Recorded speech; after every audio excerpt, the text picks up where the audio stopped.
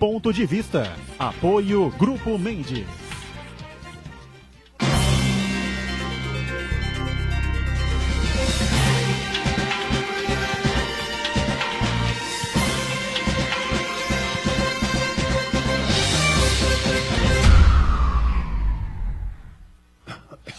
Olá, está começando aqui mais um Ponto de Vista, você sempre acompanhando a gente aqui na Santa Cecília TV, sempre neste horário da 1h30 da tarde, horário do almoço, tradição do debate, da discussão política e dos temas importantes que fazem a nossa pauta regional, claro, né? E acompanhando conosco, discutindo com a gente também os assuntos de interesse nacional, são sempre polêmicos, né, nos últimos anos, e assuntos que interessam ao nosso bolso, assuntos políticos, assuntos econômicos, enfim, coisas importantes que a gente coloca em debate aqui no Ponto de Vista. E lembrando sempre a você, uma reprise nossa diariamente, né, a partir das 20 horas, 8 da noite, sempre aqui na Santa Cecília TV.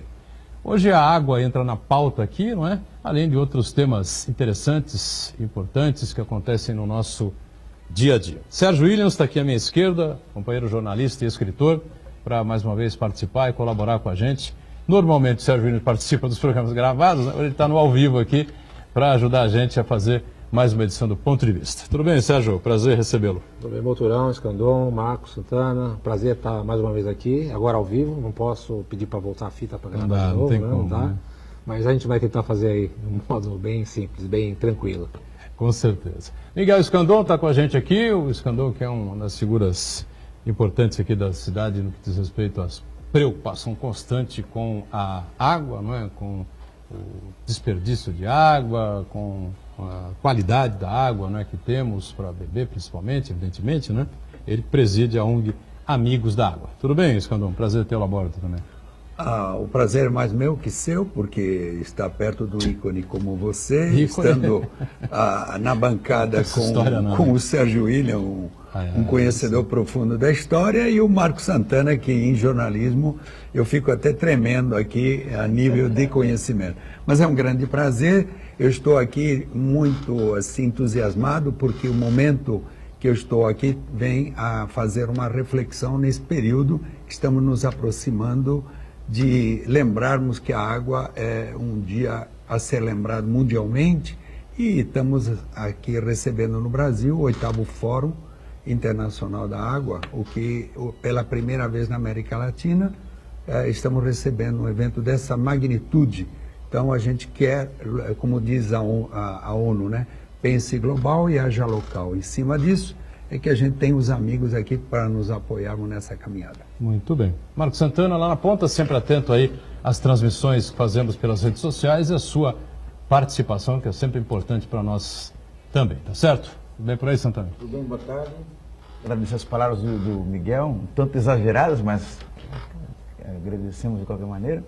Eu quero cumprimentar você em especial, que nos acompanha ao vivo, convidar você a participar do programa, mandando sua pergunta, crítica, sugestão, pelo Facebook, Ponto de Vista com o Rodrigo Boturão, ou por e-mail, contato@pontodevista.tv.br. O programa também é transmitido ao vivo pela internet, santaportal.com.br/tv.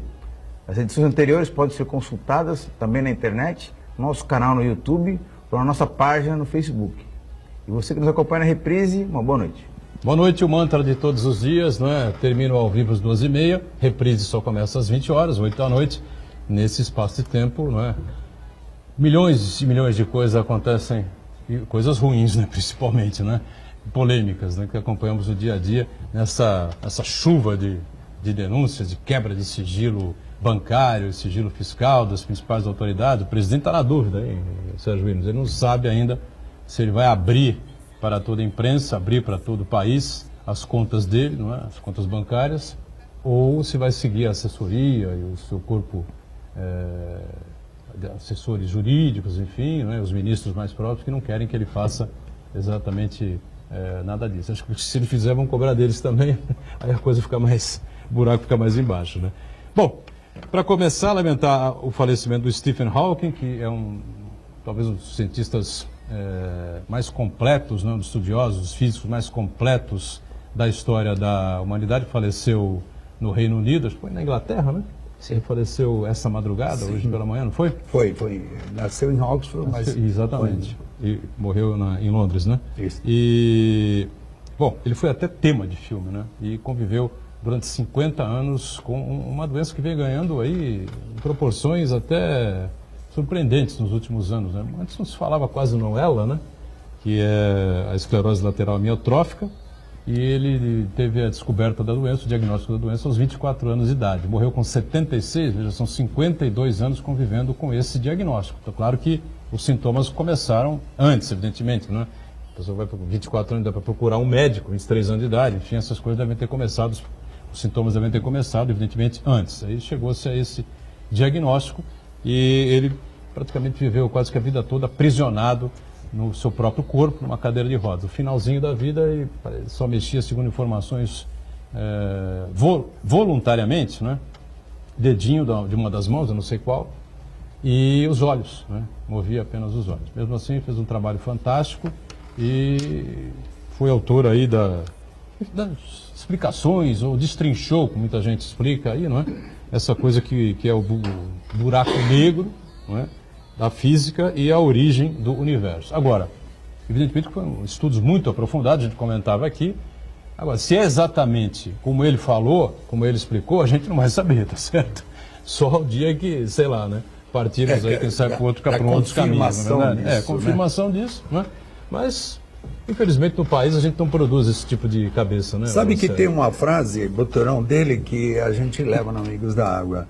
Ele diz assim: a humanidade precisa de um novo lar, porque a gente não está cuidando desse lar que chama-se Terra. Então, ele já, o visionário dele já dizia, né? Já deve ter dito isso há muitos anos, né? Porque guerra... O novo lar, né? E é engraçado também você parar para pensar no quanto que a genialidade do humano, do ser humano, né? Ela não escolhe o tipo de corpo, gênero, ou qualquer outra coisa. Você tem grandes nomes da humanidade que eram pessoas franzinas, pessoas com limitações físicas, do ponto de vista de mobilidade ou de vários aspectos. E você vê, o Stephen Hawking foi diagnosticado com 24 anos, mas metade do conhecimento dele foi angariado, ou até mais da metade, boa parte do conhecimento foi angariado aí ao longo dessa trajetória dele já com a doença, né? Uma pessoa que realmente era uma esponja de absorção de informações e conhecimento, e que construiu grandes teorias na área da física, né? E você vê outras figuras da humanidade, claro que não no mesmo aspecto, mas, por exemplo, Aleijadinho aqui no Brasil, que era uma pessoa que também tinha uma limitação física, tinha uma questão também social, escultura, né? E que também tinha uma genialidade para a escultura, né? Aliás, pegando até o país aproveita mal, né, a história do Aleijadinho, né? Pelo menos eu vejo assim, né? Eu conheci as estátuas dele lá em Congonhas, em Congonhas do Campo, enfim, né? Ouro Preto também, né? E não sei, acho que o país não aproveita como deveria, né? E cada vez menos, né? E cada vez menos o país ele celebra as grandes figuras históricas, né? E aí quando a gente transpassa isso para Santos, que já no caso é uma especialidade maior que eu tenho em relação à historiografia da nossa região, nós também aqui em Santos nós temos grandes figuras que contribuíram enormemente para vários setores da sociedade que são pouco lembrados ou nem lembradas. Por coincidência, vou até adiantar um trabalho que eu já estou desenvolvendo, que deve sair em breve, no jornal A Tribuna, inclusive. Eu estou fazendo uma construção biográfica de um cidadão que nasceu em Santos, no século XVIII, e que eu acho que aqui na mesa ninguém vai saber quem é. O nome dele é Frei Jesuíno do Monte Carmelo. Alguém conhece aqui o Frei Jesuíno Esse do Monte nome Carmelo, sinceramente... Mas como se o seu conhecimento profundo já está nos dando em primeira mão esse personagem, só queria acrescentar um detalhe: quando a natureza é interessante, quando há deficiência de um elemento no ser humano, a natureza compensa com outra. Por exemplo, um cego desenvolve o lado do tato. As pessoas ou da audição também, né? Então, eu acho que a grandeza da natureza é dar ao ser humano exatamente a força que ele não tinha, ele se debruçar aí, e isso volta a esse cientista, quer dizer, apesar de ter tido a dificuldade na doença, ele transpôs e joga a nós com um equilíbrio, né, físico próximo ao normal. Nós temos ainda reclamando dos fatos, né? Apesar, quer dizer, um exemplo, eu sempre digo, né? A pessoa, qual é o legado que uma morte deixa? Né? Isso eu sempre questiono isso. Acho que a morte tem que deixar um legado, né? E o legado é a gente crescer como ser humano, e se, pelo menos eu penso assim, por isso que eu estou no Amigos da Água, porque eu, dentro das minhas limitações, eu procuro desovar o conhecimento que a gente se debruça em cima de uma sociedade que a gente sabe que a sociedade sempre busca o lado material e não o lado do ser, do eu. Ele sempre está ligado ao ego, os valores materiais, e não o lado de divisão para a sociedade, para acrescentar. Assim, então, isso é muito próprio da superação do ser humano, que tem vários exemplos na humanidade toda. Mas voltando ao Frei Jesuíno, Frei Jesuíno era um santista que nasceu em 1764, na cidade de Santos. Ele era um mulato, ele era filho de um vendeiro português com uma das suas negras escravas, e ele começou a frequentar muito cedo a Ordem do Carmo, né, a Igreja do Carmo, e ali ele começou a aprender o ofício da escultura, de obras sacras. Ele, com 17 anos, foi para Itu, que até então era um grande centro da província de São Paulo, um centro cultural, e lá ele construiu, depois de uma série de coisas, ele construiu uma igreja chamada Nossa Senhora do Patrocínio, e nessa igreja ele produziu muitas pinturas sacras. Também pintou em São Paulo, enfim. O conjunto de obras desse cidadão santista do século XVIII, ele é considerado um dos mais importantes da história do barroco colonial, da história do Brasil. Ele está também ao lado de Aleijadinho e de Mestre Tomás como um dos grandes gênios do barroco, ou seja, um santista, um dos grandes gênios do barroco colonial, e que praticamente ninguém na cidade conhece a história desse cidadão, como a história do Alexandre de Gusmão e tantos outros. Mas essas questões, você vê, é a questão da superação humana. A gente vê isso em no esporte, a gente vê as próprias Paralimpíadas, quantas histórias ela produz em relação à superação humana, porque a gente sabe quando a pessoa, aquela coisa do querer, né? Quando a pessoa tem o foco, quando a pessoa deseja, quando ela luta, ela alcança um objetivo ou algum objetivo, e esse objetivo, via de regra, se torna um grande exemplo para as gerações futuras. E o que você falou, o grande legado do ser humano são as pegadas que ele deixa, né? As pegadas, principalmente as pegadas positivas, porque são essas pegadas que a gente toma como exemplo de vida, tenta copiar de alguma forma ou transformar, para poder também deixar suas próprias pegadas. Isso que é muito bacana. Eu digo isso pela experiência. Por exemplo, o Boturão, muitas pessoas ele desconhece a mensagem que ele leva diariamente. O Marcos estão aqui sempre. E a gente que está no outro lado, convivendo com as pessoas, a gente recebe informações e o que as pessoas acham de você, Boturão, do Santana, enfim. Então, isto não se imagine que o que você faz está, sabe, no ralo. Não. Ele fica, de alguma maneira, o legado. Lamentavelmente, a gente sempre espera que aquilo que a gente plante, a gente colha dentro do prazo, como você, Sérgio William. Tantas coisas você colocou à sociedade, dando à sociedade valores do passado que essa região tem para o Brasil, e o Brasil sempre deu as costas para esse legado histórico que nós temos, que é gigantesco. Então, todos esses valores... Nós é que temos que valorizar mais, na verdade, sabe? Mas eu coloco isso como não está no ralo. Nós estamos sendo, de alguma maneira, útil à sociedade. Diga, Marcos Santana. O que eu acho curioso nesse episódio da morte do Stephen Hawking é que uma boa parte das pessoas até reconhece a genialidade dele, né, que ele foi uma pessoa brilhante, mas não entende exatamente o legado, a obra dele, né, porque é uma coisa muito complexa. Muito né? complexa, difícil. Física, buraco negro, o início do universo. Então, as pessoas têm uma certa dificuldade de ter uma conexão entre os descobrimentos, as teorias dele e a sua vida pedestre, a sua vida cotidiana, né? Mas o que eu percebo é o seguinte, que o caminho teórico dele, né, a busca do conhecimento dele, ajudou a resolver questões em outros campos do conhecimento, através da elaboração de equações matemáticas, modelos teóricos, que têm aplicabilidade em outros ramos, né? Em outros campos, e não só na astrofísica, na engenharia, na medicina, na biologia e assim por diante, né? Eu gosto de fazer um paralelo, por exemplo, com a astronáutica, né? Muita gente fala, poxa vida, por que vai mandar um foguete em órbita? Por que vai querer saber se tem vida em Marte, em outro planeta, porque na verdade a pesquisa científica, principalmente na astronáutica, tem muito a ver com o nosso cotidiano. Várias tecnologias que hoje nós temos no nosso dia a dia, que facilita a nossa vida, por exemplo, as telecomunicações, telefonia celular, os modelos tecnológicos em miniatura, tudo isso são consequências das pesquisas científicas desenvolvendo tecnologia para se utilizar no espaço. Ora, se utiliza no espaço, pode se utilizar no nosso dia a dia. Então, muitas das coisas que a gente experimenta, o nosso conforto, o nosso avanço, enquanto humanidade, se experimentou através dessa pesquisa, desse conhecimento científico. E aí, Marcos, eu queria até pegar esse gancho, que a gente já falou em outras vezes aqui, qual seria ideal a atividade econômica da Baixada, né, que perdeu muito por conta do porto, com as condições do porto e as dificuldades que o porto enfrenta hoje, o polo petroquímico siderúrgico de Cubatão. A gente fala muito da pesquisa, que talvez Santos e a região toda tivesse que investir nesse campo, de buscar, de formar mais, de ter mais universidades, mais aprofundadas na pesquisa, de busca de novas saídas, novos elementos. Estava outro dia conversando com uns amigos, ele até falou de uma coisa que eu nem desconhecia, que é o tal de grafeno, né? Que é um mineral que ele é mais resistente que o aço, que o diamante.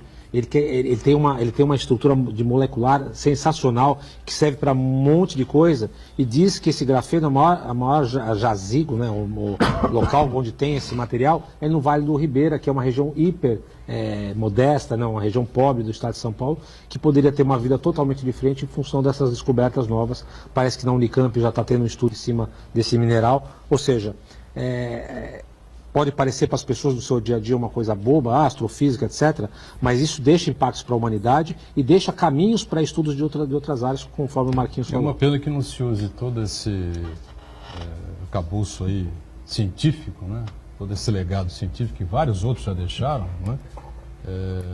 Para diminuir essa monstruosidade, essa distância gigantesca social, né? Que há entre os países europeus, principalmente, né? Entre os países do hemisfério norte, principalmente, claro, especialmente com relação aos países africanos, da América Latina, enfim, né? Diminuir um pouco pelo menos um pouco, né? essa distância, né? Eu acho que faria muito bem a todos nós. Outra coisa que eu acho que merece ser destacada no Stephen Hawking é que ele ajudou a democratizar o conhecimento e a curiosidade dos mais jovens pela pesquisa científica, pelo conhecimento acadêmico, né? Ele inspirou muitas pessoas. E outra personalidade da ciência que eu gosto muito de destacar é o Carl Sagan.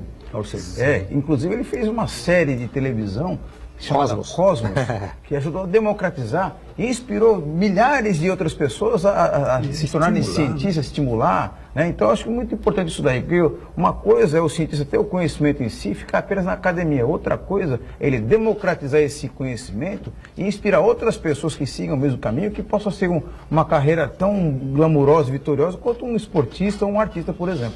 Por falar no esporte, né? Ontem realmente me chocou muito a morte do Bebeto de Freitas, que é simplesmente esse é um ícone mesmo, um ícone do esporte, né? Especialmente do voleibol, né? O Bebeto foi um dos grandes responsáveis, não vou dizer o único, evidentemente que não é, mas um dos grandes responsáveis pela explosão do vôlei no Brasil, ainda na década de 1980, né? A chamada geração de prata para muitos, e para outros, como dizia o Bernard, né? Era a geração do pódio, porque o voleibol brasileiro produzia jogadores de alto nível, jogadores talentosos, enfim, mas existia uma deficiência, né, física dos times brasileiros, especialmente com relação à seleção da antiga União Soviética, enfim, né? Cuba também, né? E era difícil o Brasil chegar ao pódio, né? Sempre pegava um desses antes e tal, na Olimpíada, e tem Jogos Pan-Americanos, mesmo Campeonato Mundial, enfim. E essa geração foi a geração que chegou ao pódio, levou pela primeira vez a seleção brasileira de voleibol ao pódio, né? Depois, o Bebeto era um cara inteligente, um cara politizado e não aceitava uma série de coisas, né? Carlos Arthur Nussmann era o presidente da Confederação Brasileira de Vôlei naquele momento, naquela época, né? E, claro, que quis trazer para ele todas as glórias, né? Daquele momento fantástico que viveu o vôlei brasileiro, a explosão do vôlei no Brasil, né? Em determinado momento, já nos anos 90, o Bebeto, sabendo de uma série de coisas, não compactou com aquilo, fez uma denúncia contra o Carlos Arthur Usman, que tinha desvio de dinheiro, essa coisa toda, em relação aos patrocínios que a seleção de vôlei, a confederação de vôlei, conseguia levantar, não é? Aí o Usman, com o poder de fogo que tinha, já era membro do Comitê Olímpico Brasileiro, essa coisa toda, conseguiu fechar as portas aqui para o Bebeto de Freitas, não era mais o técnico da seleção brasileira, não tinha mais clube para treinar, e acabou indo para a Europa e foi treinar uma equipe de voleibol na Itália. Foi campeão italiano. Tá certo? E aconteceu o quê? Foi convocado para ser o técnico da seleção da Itália. Acabou campeão do mundo, em cima da seleção brasileira na final, e aquela imagem ali é simbólica, né? Termina o jogo, o último ponto da Itália contra o Brasil, a comemoração do Banco Italiano, todo mundo vem, abraça o Bebeto por trás, ele sentado ali refletindo no que ele tinha acabado de fazer, né? Tinha acabado de ser campeão em cima da seleção brasileira. Aí foi questionado pela reportagem, enfim, tem até uma matéria que aparece o Bebeto respondendo para que lembrando desse questionamento que foi feito a ele, o gostinho especial de ganhar do Brasil. Ele falou, pô, eu sou carioca, botafoguense e brasileiro com muito orgulho e muito amor, meu amigo. Ou seja, eu cumpri a minha missão, infelizmente cruzei o Brasil pela frente e fui obrigado a carregar todas as minhas energias em cima e meu conhecimento para outra seleção, para a seleção italiana, que lhe pagava naquele momento, e ganhou da seleção brasileira. Anos depois, não é? Você vê que às vezes as coisas realmente não são momentâneas, não acontecem imediatamente, né? Aí vem os Jogos Olímpicos, né? Medalhas que atletas olímpicos de bronze, de ouro, principalmente, prata também, mas principalmente de ouro, né?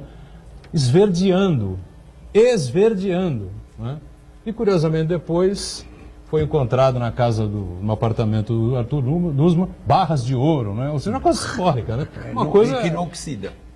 Que não inoxida, sem dúvida nenhuma. Oxida. Né? Ouro é ouro, tá certo? Um dá vinagre, né? Eu queria... Profundamente lamentável, triste para o esporte brasileiro, uma perda irreparável do Bebeto de Freitas, eu repito, né?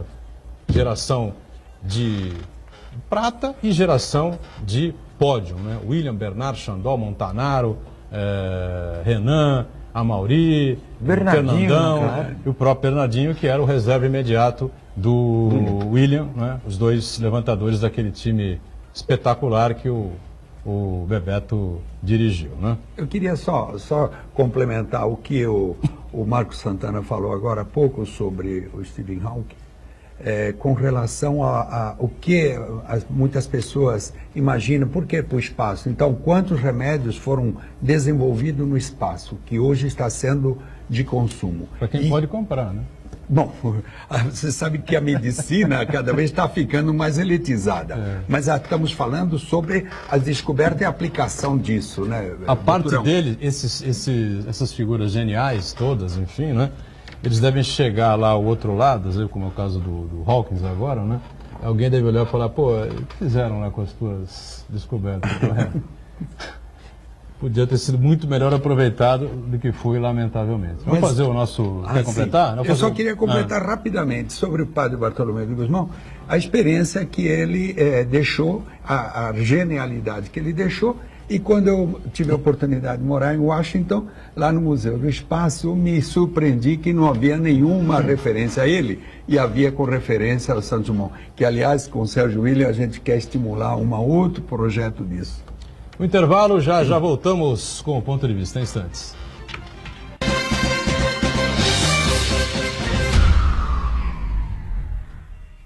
Existe um lugar em Santos onde você encontra os empreendimentos mais fascinantes da região. Um lugar amplo, aconchegante, feito para oferecer o melhor atendimento para você. Um lugar que reúne as melhores opções residenciais e comerciais nos bairros mais nobres de Santos. Um lugar que a gente nem precisava dizer, porque você já sabe. Central de Vendas Grupo Mendes, Rua Guaiaó 55, Aparecida. Venha fechar um bom negócio para abrir as portas do seu novo lugar.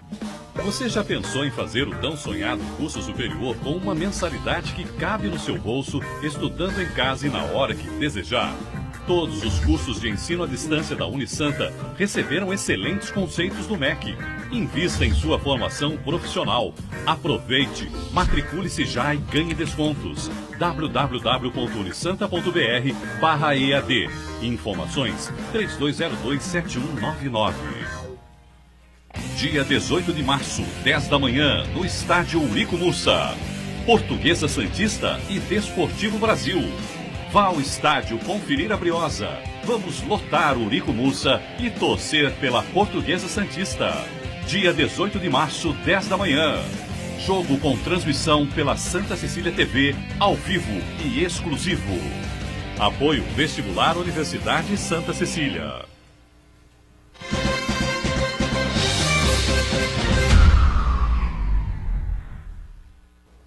Muito bom, de volta à sequência aqui do nosso ponto de vista, nesta quarta-feira, né? Sérgio Williams está com a gente, escritor, jornalista, o presidente da ONG Amigos da Água, nosso Miguel Scandon, e claro, sempre o Marcos Santana lá, atento às redes sociais, os assuntos do dia, não é? E, claro, o que acontece aqui na nossa bancada também, os debates, as discussões, não é? Olha, o padre acabou sendo vítima, não é? Tomou um tiro na noite de ontem, nessa de São Vicente, quase foi assaltado. O padre, na verdade, ele atua em Guarujá, na paróquia Bom Senhor Jesus da Vila Azil. Ele percebeu que ia ser assaltado, acelerou o carro e aí já viu. O bandido atirou, por sorte, pegou no braço, enfim, o padre conseguiu escapar e acabou sendo depois medicado. Mas é o que vivemos aqui no dia a dia, né? Infelizmente, a região vai registrando casos e mais casos também de extrema violência, tiros, assassinatos, enfim. Claro que não temos aí os percentuais de Rio, Espírito Santo, essa coisa toda, mas a preocupação é muito grande, como é também com a água, né? Com o bom tratamento da água, o bom uso da água. Mas está chovendo barbaridade, o Miguel Scandon. Quer dizer, o pessoal pode tocar fogo, tocar bala, azar água, torta à direita, não tem problema, né? Com essa chuva toda que está caindo aqui. Você, além de ser um jornalista, sabe fazer acupuntura neural aqui. O volume de água, há um contrassenso. Quanto mais volume de água, mais preocupação, porque essa água, ela está colocada nas vias de acesso, nas ruas, enfim. Então, toda essa carga de dejetos e de comportamentos humanos, esta água está levando. Nós sabemos, é sabido e notório, que a água é a mesma que Jesus bebeu, que os dinossauros beberam, que o Lula bebeu, que o Temer está bebendo e que nós estamos bebendo. É a mesma água. Só que acontece o seguinte, pela carga de volume de dejetos e componentes farmacológicos e etc., a água está vindo já não mais com aquela configuração de H2O. Essa aí eu tenho essa lamentável informação. A água, os cientistas chegaram agora, numa pesquisa recente que temos em mãos, que a construção da molécula da água, que é H2O, ela já não é mais só essa configuração, tem 68 configurações. Que vem ser configuração da molécula. A molécula, todos nós sabemos, voltando lá na escolinha, a gente sabe que a posição dos átomos está num ângulo. E esse ângulo, devido à carga de fármacos e uma série de componentes, está mudando a posição do ângulo da água. E que resultados isso pode vir no ser humano e na ecologia? Bom, as resultantes ainda não sabemos, mas se tem 68 posições alteradas da estrutura molecular, há de se pensar o seguinte, na informação no organismo humano, a informação passa pelo sistema nervoso. E o sistema nervoso, ele trabalha com células neurais, né? Células nervosas. E a comunicação entre as células é feita por uma palavrinha chamada sinapse, e essa informação, ela vem dos dendritos, todas aquelas detalhezinhos, aqueles filamentos das células nervosas, elas não encostam entre si, elas vão no meio aquoso. Ora, se tem no meio aquoso, e essa água que você ingeriu, e que você vai estar ingerindo, e essa resultante de 68 posições da água, o que pode advir no comportamento humano? Podem vir, inclusive, consequências que você não entende como ser humano. Como é que um ser humano pode fazer uma agressão ou pode fazer qualquer coisa? as consequências disso são inimagináveis. Então, grande parte dos problemas que estão acontecendo não se pode desconsiderar que a água é um elemento que está transitando na resultante. Então, essa a água carga, hoje pode estar influenciando o comportamento humano, as reações. Com certeza. As pessoas vêm tendo, é isso? Com certeza. Quando você ingere um remédio, todos nós, de alguma maneira, consumimos, ou vamos consumir, ou já consumimos no passado. Esse remédio, ele faz um efeito que dá resultante de melhora. Só que isso é expelido via urina e fezes, né? E o que fica no teu organismo já é um problema a se considerar. O que isso pode ter? Fora aqueles dejetos que vão cair no sistema, naquele ciclo de água, e aí fica o samba do crioulo doido. Bom, Olha. Sabia disso, Sérgio? Não, mas explica muita coisa, né? Explica Ou pelo bastante menos coisa, dá pra porque a refletir, gente vê que a transformação da sociedade comportamental é muito grande, né? Mas a gente sempre Uma leva... agressividade maior. Muita gente... A gente muita sempre gente... leva em consideração, obviamente, outros fatores, né? Fatores, por exemplo, da demografia, nós temos muito mais gente convivendo, o fator tecnológico, a facilidades que não existiam antes. Financeiros. A questão de acesso a uma batalhão de informações, coisas que as pessoas não tinham antes. Os jovens hoje, eles estão muito pressionados, inclusive nos bancos escolares, nos ensinos médios hoje, de que a necessidade daquela resposta, de que tem que aprender, porque o mercado de trabalho ele não perdoa quem não tiver conhecimento. Então aquela carga muito grande em cima do jovem, ele acaba hoje tendo reflexões de comportamentais mesmo, muito cedo, de estresse emocional, de fobias e de uma série de coisas em decorrência dessas cobranças exacerbadas. Quer dizer, agora a questão da água, ela tem uma lógica, é enorme isso aí.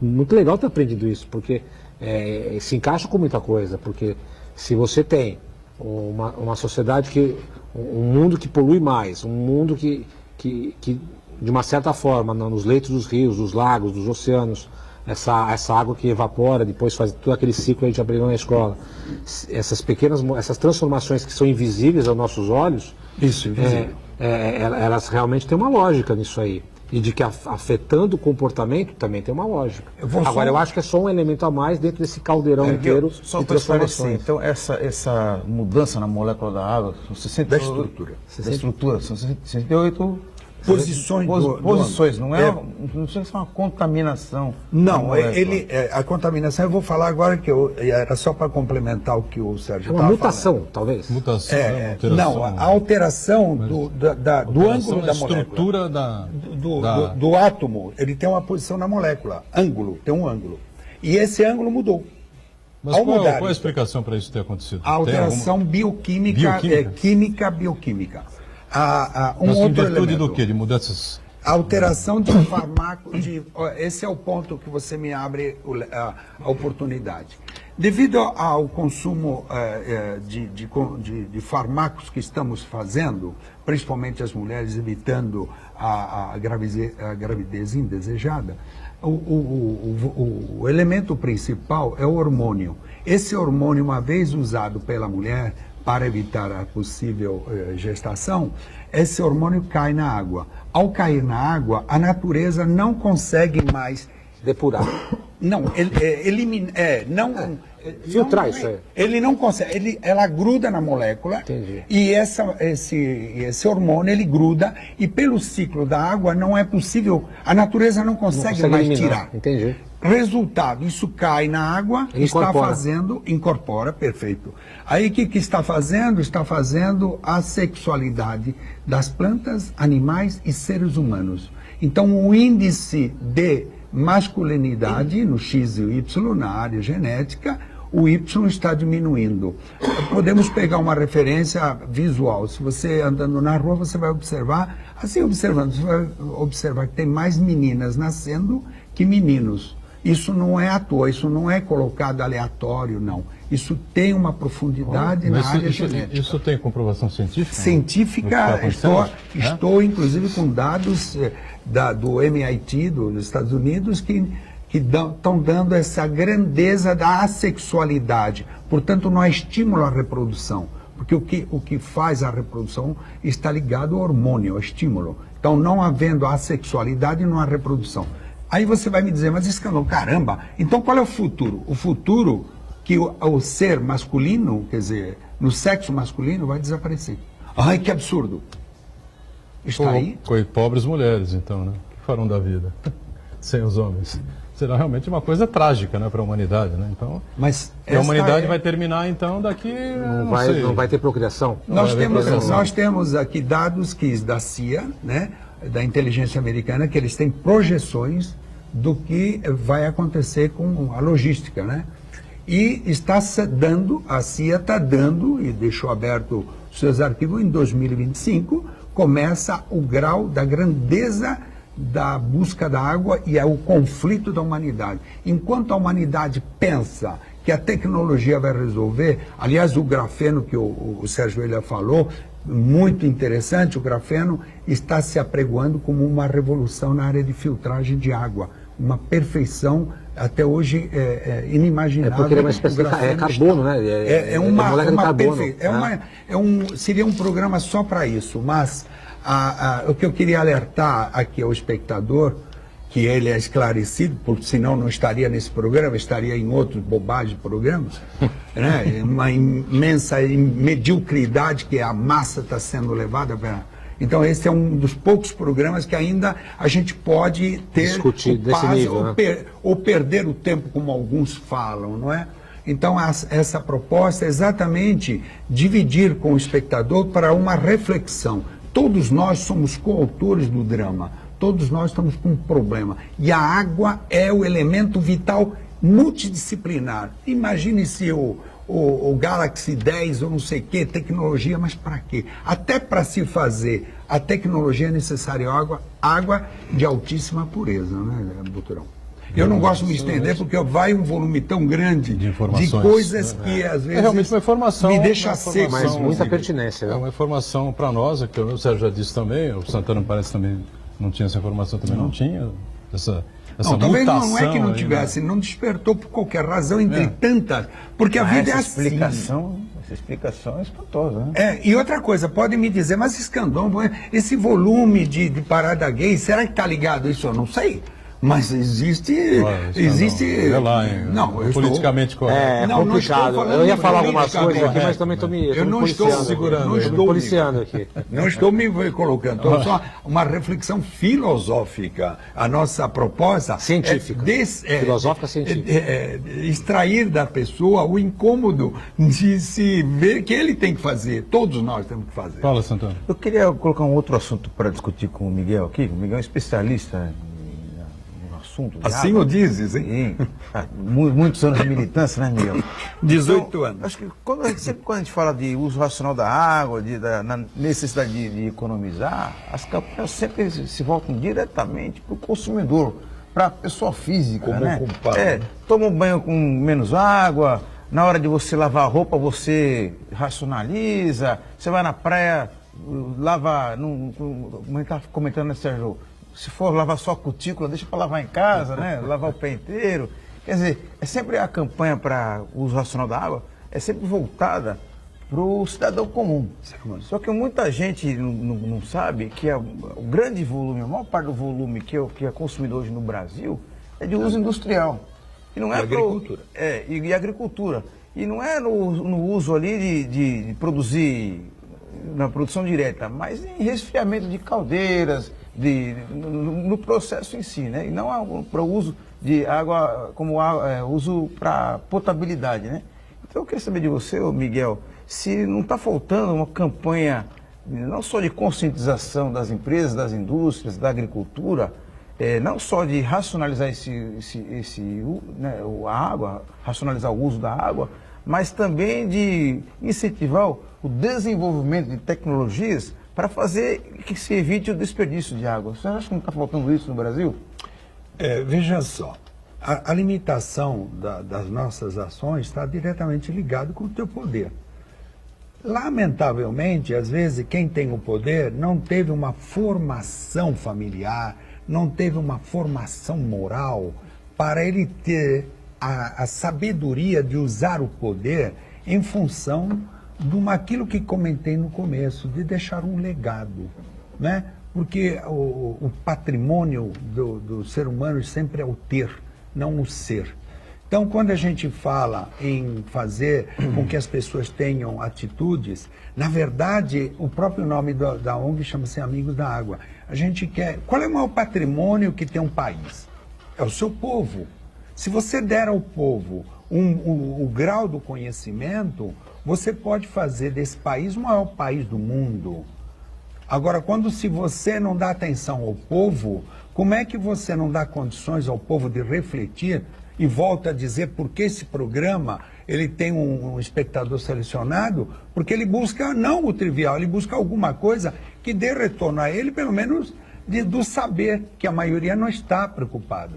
Então, a minha proposta ao vir aqui é justamente desovar um pouco do conhecimento e despertar coisas no espectador, não em vocês que são multiplicadores de opinião, mas aquele que recebe a informação, ele tem que mudar comportamentos. Você fala da indústria e da agricultura. Está além das minhas condições de poder mudar.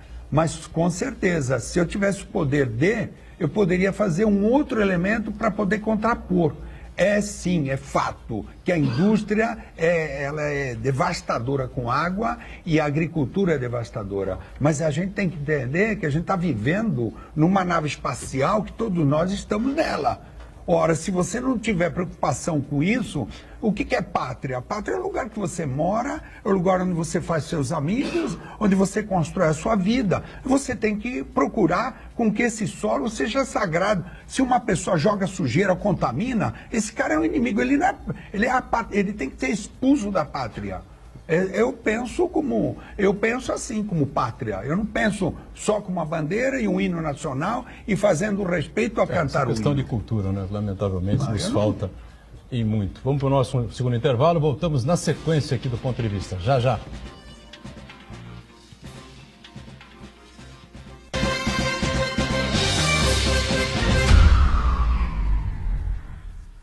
Existe um lugar em Santos onde você encontra os empreendimentos mais fascinantes da região. Um lugar amplo, aconchegante, feito para oferecer o melhor atendimento para você. Um lugar que reúne as melhores opções residenciais e comerciais nos bairros mais nobres de Santos. Um lugar que a gente nem precisava dizer, porque você já sabe. Central de Vendas Grupo Mendes, Rua Guaiaó 55, Aparecida. Venha fechar um bom negócio para abrir as portas do seu novo lugar. Jornalismo da Santa Cecília TV. As principais notícias da região na sua TV. Assista de segunda a sexta, Caderno Regional. 7h30 da noite com representação 10h30 da noite. Irineu Alves comanda o telejornal mais próximo de você, com uma super equipe de profissionais cobrindo os fatos na hora que acontecem. E durante toda a programação, flashes com notícias mostrando a sua cidade em tempo real. Jornalismo da Santa Cecília TV. Diferenciado como você. Apoio Brasil Terminal Portuário. Acreditar e inovar. E Sócio Rei. O novo Sócio Rei é muito mais. 107,7. Santa Cecília FM. A sua rádio.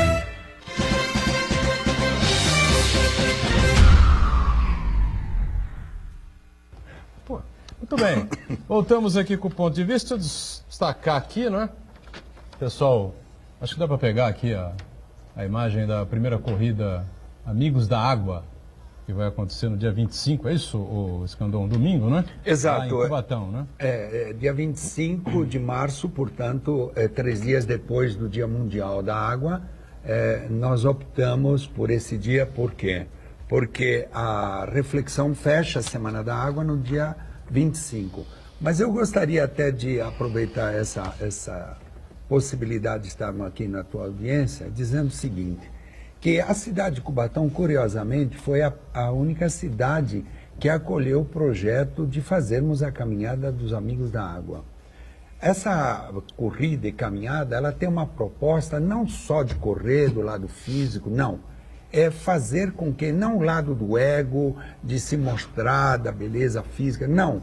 É de participar com a presença.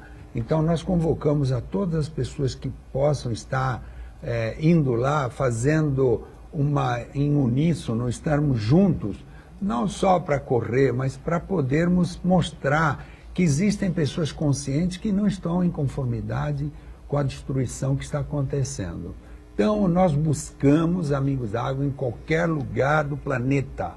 E fomos, assim, acolhidos pela Prefeitura de Cubatão, e lá nós estamos fazendo essa corrida de estímulo. É a primeira corrida dos Amigos da Água no Brasil. Vai ter 10 quilômetros, né? 10 quilômetros será para a corrida, né, das pessoas que estão. E tem a caminhada e tem as pessoas que podem participar simplesmente indo e levando o branco ou azul para fazer uma identificação cromática, não é? Na verdade, não é para correr, é para fazer com que as pessoas descubram que existem outras pessoas, que elas não estão sozinhas e que não estão satisfeitas com a situação e queremos mudar aquilo. Então essa é a proposta, é instigar, estimular as pessoas.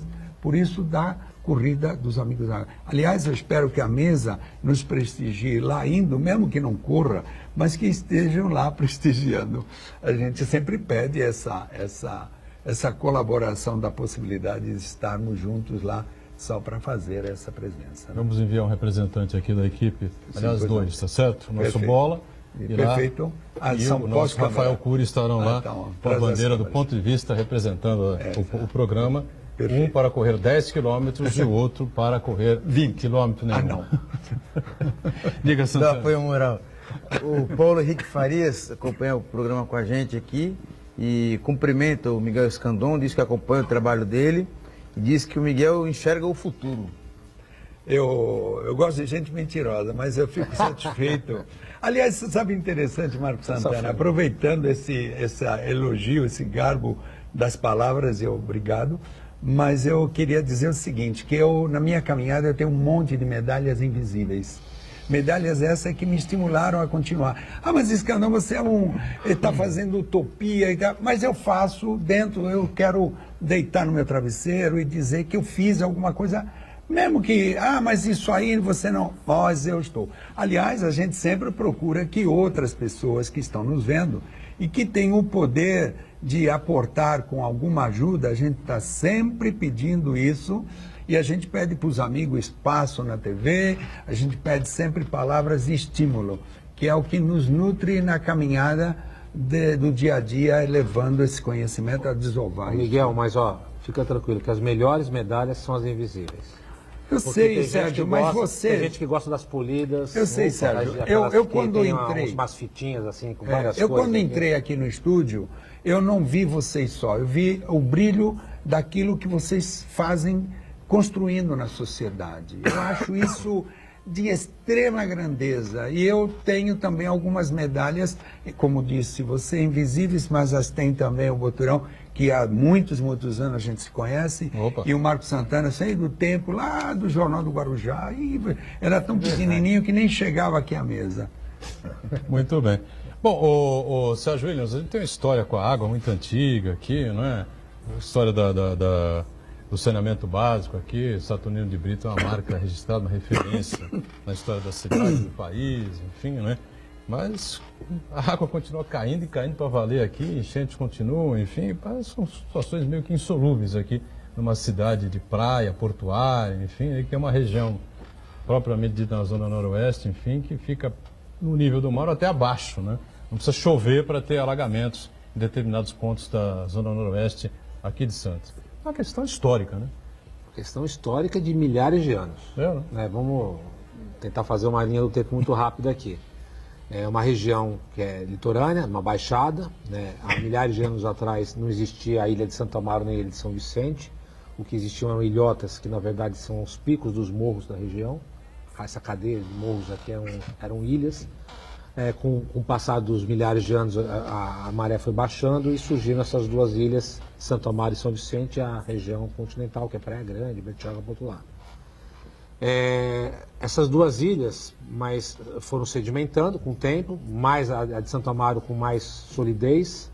Aliás, possivelmente seria muito melhor, talvez, se a colonização começasse na ilha de Santo Amaro, que ela é mais firme enquanto solo. mas como já tinha o povoamento ali em São Vicente, do Bacharel, tudo mais, quando o Martim Afonso instalou aqui a primeira colonização, foi na ilha de São Vicente a escolhida para esse núcleo inicial. E se você olhar para a ilha de São Vicente, qualquer geógrafo, geólogo pode afirmar isso também, é uma ilha, um baixio de baixada, né? Onde tem uma cadeia de morro central e é uma região toda plana.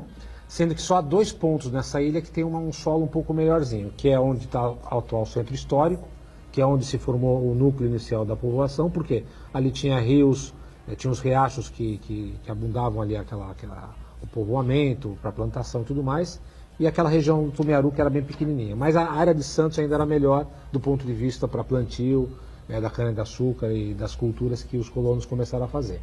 Se você olhar a Zona Noroeste, né, que é aquela região que a gente conhece hoje, e a Zona Leste, que é os bairros da região da Orla, Ponta da Praia, Boqueirão, Aparecida, Macuco, Gonzaga, Zé Menino, etc. e tal, se você olhar nos mapas do século XVIII até o século XIX, você vai ver pontuado lá a palavra pântanos, porque eram regiões de pântanos, manguezais, a exemplo do que foi também a maior parte do que é Cubatão hoje era pântano também, né? Cubatão só ia até onde o pessoal chama de Largo do Sapo, ia até ali Cubatão.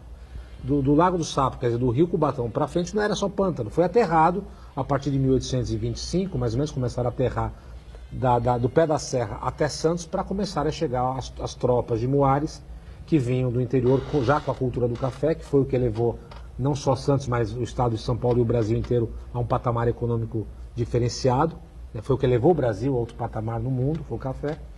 E Santos viu um crescimento demográfico muito grande, de uma hora para outra, por conta dessa riqueza do café, e as pessoas começaram a ocupar a região do centro histórico, começaram a poluir os rios do centro, né? Aqueles rios que eram tranquilos começaram a ficar poluídos. Sem um grande planejamento. Sem nenhum planejamento. Sem nenhum.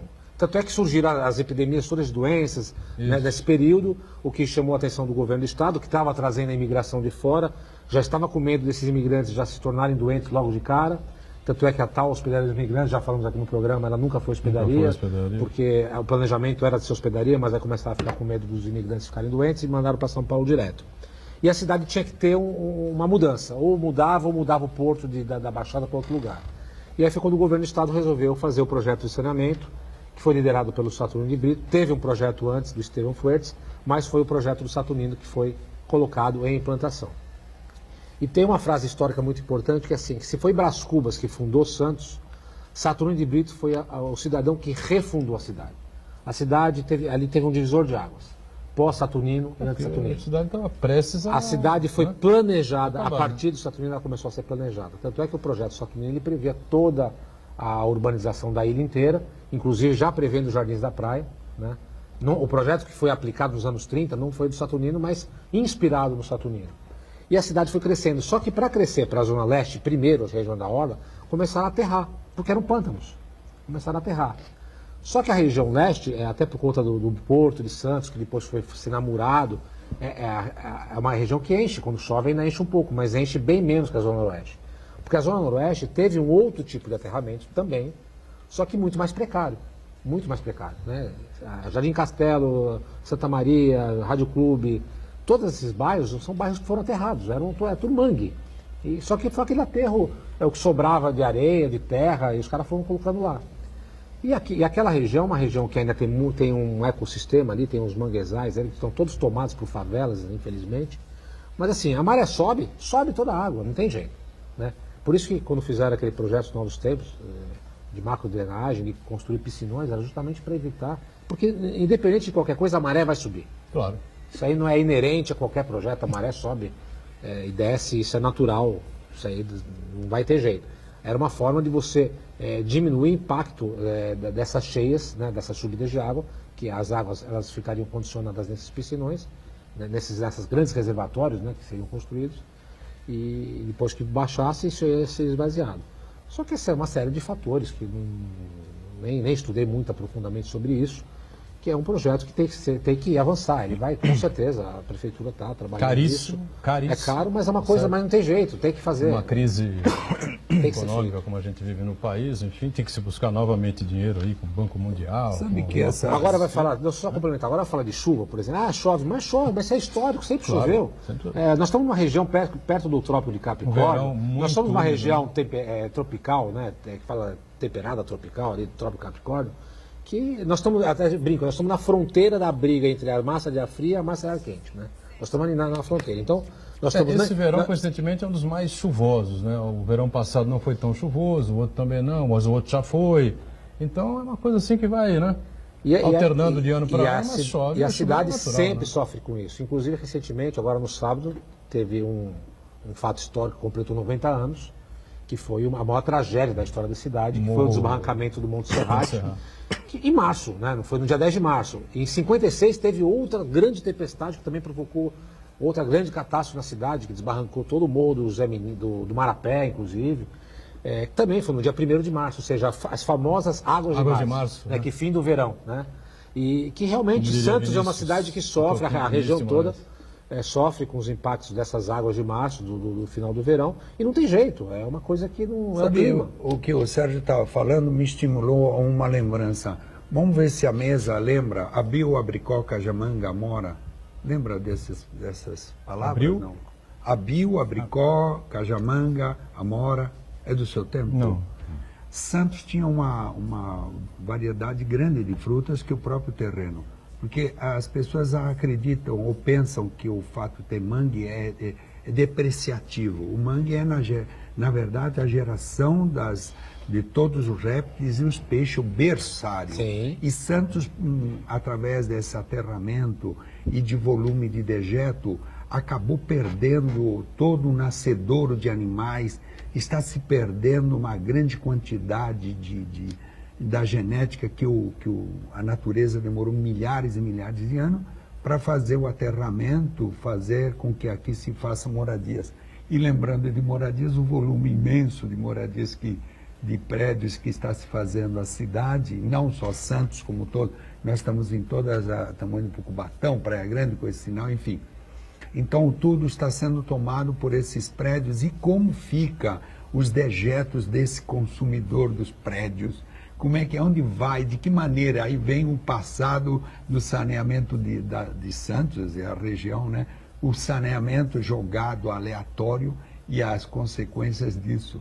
Daí o porquê, volto a dizer, é uma reflexão para o Dia Mundial da Água, né? Quantidade de dejeto nesses prédios imenso, o consumo desenfreado de sistemas de hidras e etc, né? De dejeto, tudo isso aí, onde está indo e de que maneira estamos construindo essa caminhada, não é? Muito bem, dia 25, né? O Dia Mundial da Água. Não, Dia Mundial é dia 22. Dia 25 é o dia que nós estamos convocando a todas as pessoas na cidade de Cubatão, que foi a que nos acobertou, que nos deu guarita para esse projeto, que a gente está sempre querendo cativar mais novas pessoas, novos amigos, né? E dia 16, sexta-feira, para não dizer que não falamos das flores, né, o Santana? Haverá o lançamento do livro do ex-presidente Luiz Inácio Lula da Silva, né? A Verdade Vencerá. O povo sabe por que me condenam. Foram 3 entrevistas, né? Uma com o jornalista Juca Kfouri, que carrega o PT, a estrela do PT no peito, né? Uma coisa impressionante, né? Como o Juca vestiu a camisa vermelha com a estrelinha branca do PT. Nem o PT veste mais essa camisa, né? O PT ficou cor-de-rosa nas últimas eleições. Ivana Gilberto Maringoni e Maria Inês Nassif. E o livro então será lançado e, curiosamente, alguns trechos aqui engraçados, né? O Lula, por exemplo, disse que não faltou empenho político a Dilma Rousseff para evitar o impeachment, né? Ele disse que em todas as conversas que ele manteve com os parlamentares, enfim, deputados, principalmente, senadores, 100% se queixavam dele. Sabe quem é o ele? Aloysio Mercadante. E 101%, e 101% se queixavam da própria Dilma, né? Ele disse que Lula chegou ao ponto de dizer a Dilma, olha, você vai passar para a história como a única presidente que nem os seus ministros se defenderam. Enfim, tem uma outra série de citações, ele até assume, né, que Zé Dirceu, ele evita, né, tocar na palavra, tocar no nome do Zé Dirceu, e conta que o caso da eleição de 1989, quando o Brizola sugeriu que ele e Lula renunciassem em favor do Mário Covas, isso acabou não acontecendo. Uma série de outras questões importantes, ele garantiu aqui que não vai, questionado pelo Juca Kfouri, que não irá se esconder, vamos dizer assim, né, em nenhuma embaixada de algum país, de algum presidente amigo, enfim, né, e que conhece vários companheiros que ficaram 15, 20 anos exilados e que não têm voz dentro do país. Então, é um livro até deve ser bastante interessante, né? Claro que é a visão do Lula sobre essa questão toda, ele se dizendo, evidentemente, injustiçado com relação a Dilma, praticamente aqui a frase já é clara, né? Assume o erro que cometeu ao inventar a Dilma Rousseff, mas é interessante, né? Vamos ver, quem gosta desse tipo de livro entrevista, baseado em entrevista, quem assina é ele mesmo, né? Livro assinado por ele. E vamos ver o que a história vai contar, né, daqui a 20, 30, 40 anos. Sérgio Williams, obrigado pela presença aqui, sempre um prazer. Obrigado ao Miguel Escandon, sucesso. Santana sempre conosco.